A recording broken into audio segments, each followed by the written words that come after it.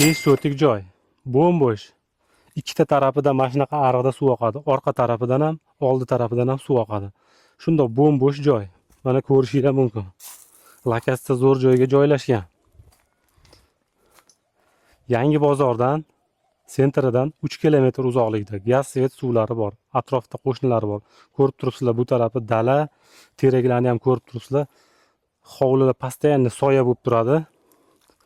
Kadastr uchun ikkita xona solingan, tayyor hujjatlari bor. 5 sotikli juda ham lokatsiyasi zo'r joydan sizlar uchun 5 sotikli joy topib qo'ydik.